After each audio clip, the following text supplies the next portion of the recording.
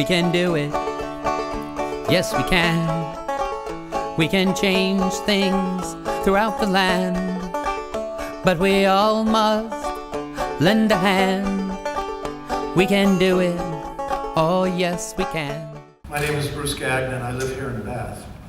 We're going to begin by showing you a video, and I want to talk a little bit about it. It's almost a 6-minute video made by one of our friends, a Vietnam veteran by the name of Eric Herder, who for many years was an AP reporter, and he often makes videos and puts them on YouTube. And so this video was made about a part of the protest. It's an edited video. It's about 6 minutes long. This video shows us, unlike what you heard the prosecutor just say, that we tried to enter the event, the christening ceremony. I think you're going to find when you watch this video that we did not try to enter the event. We walked within about 10 feet of the entrance, the public entrance, where people were entering, those that wanted to go into the event, the christening ceremony. We walked about 10 feet of it, and then turned our back to the gate and held our signs so that people coming towards the gate to go in could see them. That's what we did on that occasion. So we're going to show you this, and I think it will become quite clear. Good morning. My name is Jason Ron, and I'm not a lawyer, and I don't play one on TV, and I'm not Angus King, but I do occasionally play Angus King on TV. You might have seen me.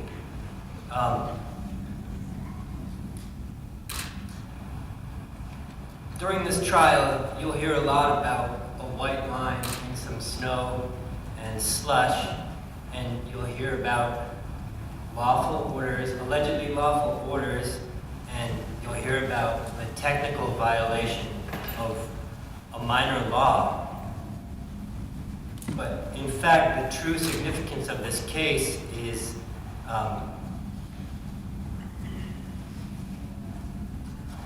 has very little to do with this alleged technical violation of the law.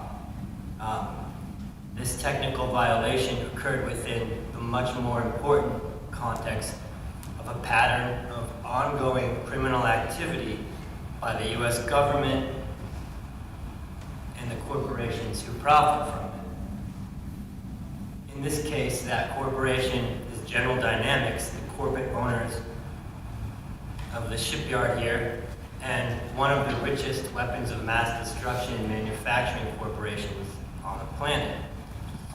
To fully appreciate the political and the financial and the criminal context of this case, to understand why alleged technical violations of the law are basically, from my standpoint, insignificant, we can look at two related current events here in Maine.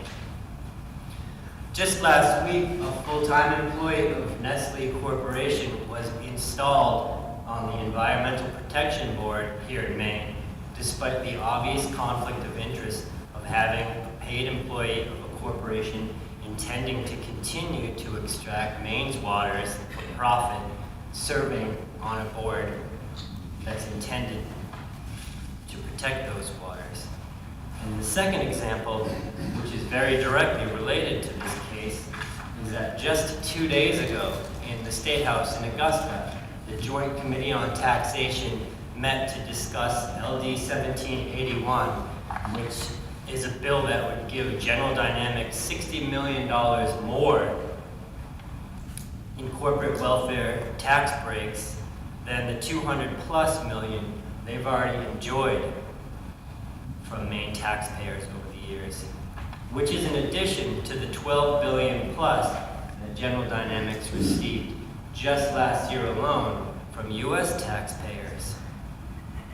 General Dynamics is a corporation that never stops making money as they plan and prepare for war, with help, as I'll show, from government officials.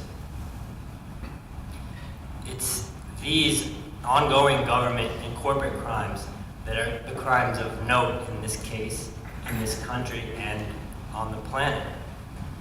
Here in the US, we have a rich history of what's usually known as civil disobedience. We all learn about Thoreau refusing to pay taxes for warring and spending his famous night in jail.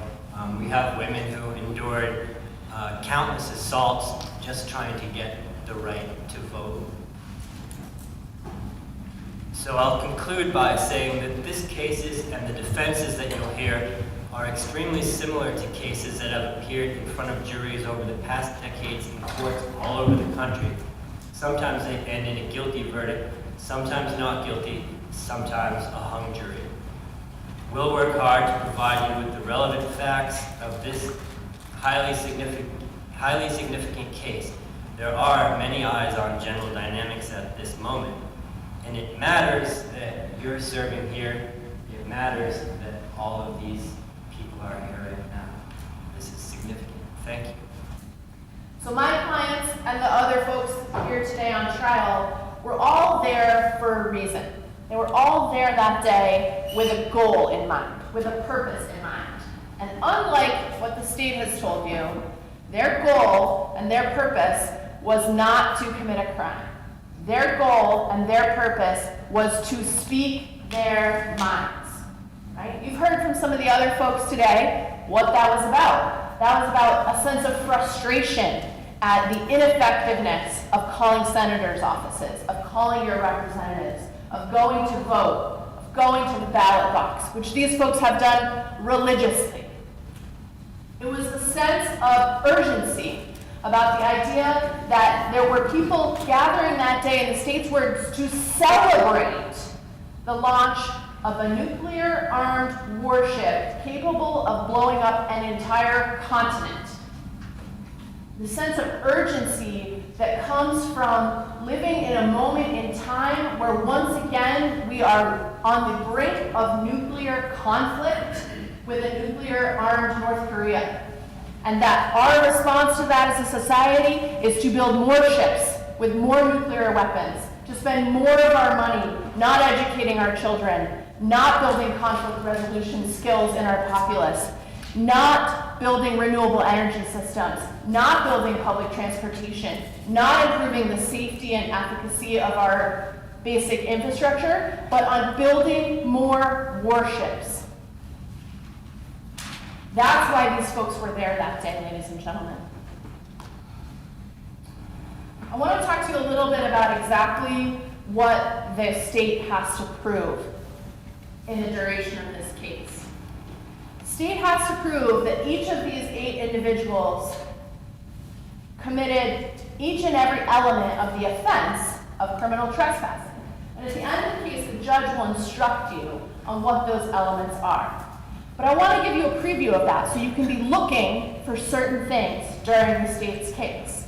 Because at the end, I'm going to come back and ask you to think about whether you have found each and every element of this offense beyond a reasonable doubt.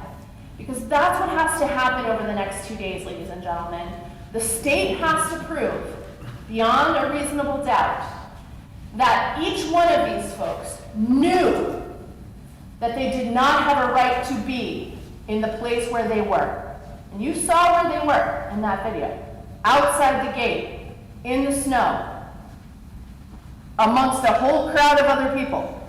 That they knew they did not have a legal right to be there. That they remained there after having been given a lawful order to leave. A lawful, justified order to leave. And that the reason they were given that order was not because Bath Iron Works didn't like what they were saying. The state has to prove to you that the reason they were told to leave is not because someone disagreed with them, or didn't like what they were saying, or was embarrassed by the scene they were causing as Senator Collins and Senator King were entering this celebration of the launch of a nuclear-armed warship. And the state will also have to prove to you that that lawful order was given by an authorized person. And if at the end of these 2 days, ladies and gentlemen, you're going back into that jury room and you're thinking in your mind, well, I think probably that was a lawful order. Probably they had another reason other than they just didn't like what these folks were saying. That is not good enough. That is not beyond a reasonable doubt. If you're thinking maybe they had a good reason, maybe that order was justified, probably that order was justified, possibly that order was not about their speech, you must return a verdict of not guilty, because those thoughts show that you have a reasonable doubt about whether or not the state has met its burden in this case. This case is fundamentally about democracy. It's about competing visions for our nation, for our world, for our futures. And it's about the historic, beautiful, and precious tradition that we all share as Americans of the right to assemble, to speak, and to petition our government officials, and to comment on the actions of our government, and to do so in a public sphere. To do so in a place, in a snowstorm, where the public is there, where the elected officials are there, and where the people who have been paid by the government to build these machines of mass destruction are present, to speak. And that is a fundamentally American action. It is an action that we all hold dear. And it doesn't really matter what you're speaking about, right? That's the beauty of the First Amendment and our system of civil liberties. That it doesn't matter whether you're speaking about climate change, or war profiteering, or money in politics, or the federal government's budget, or corporate welfare, or environmental destruction, or whether you're speaking, like the white nationalists who gathered in Charlottesville, about separating people based on their race. You are allowed to do that in this country, and that is what makes this country great. And when we begin, and when the state, as the government in this country, begins to separate people out, to limit their actions, and to react to them based upon what they are saying, and not liking what they are saying, we have ceased to become Americans. That's what this case is about, ladies and gentlemen. When I was in high school, I had a fabulous government teacher, maybe not as good as Miss Savage, but pretty awesome, who made us memorize these quotes. And I looked it up in preparation for this case, and I can't accurately attribute it, because apparently there's a historical dispute about who to attribute it to, but some of you may have heard this. When I learned it in high school, it was attributed to the French philosopher Voltaire, who's credited with influencing our founding fathers, right? With influencing Jefferson and Washington and Adams.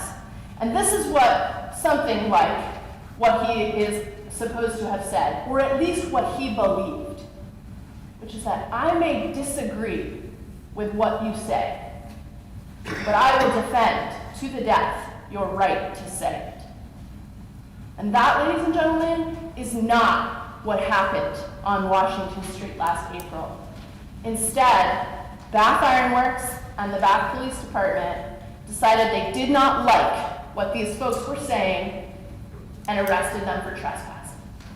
And it will be up to you at the end of this case to decide whether they did so for a good enough reason, right? And I submit to you folks that they're not going to be able to show you a good enough reason to arrest these folks.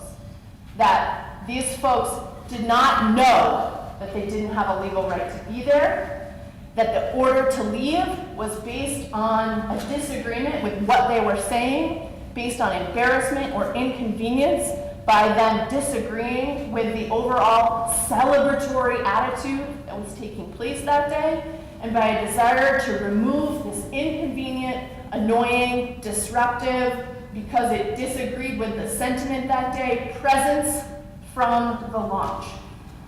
Frankly, because Bath Iron Works was embarrassed to have this competing viewpoint present when they had invited our senators in to attend this christening that day.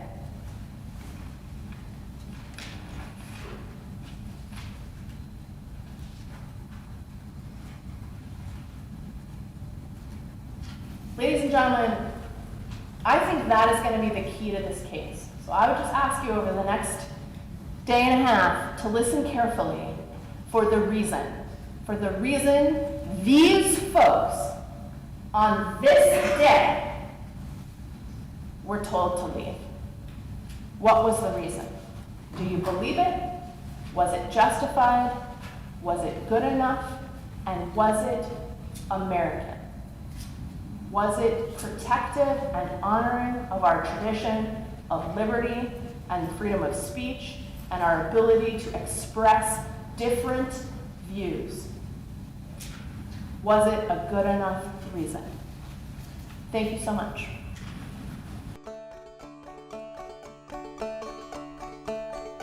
We can do it. Yes, we can. We can change things throughout the land. But we all must lend a hand. We can do it. Oh, yes, we can.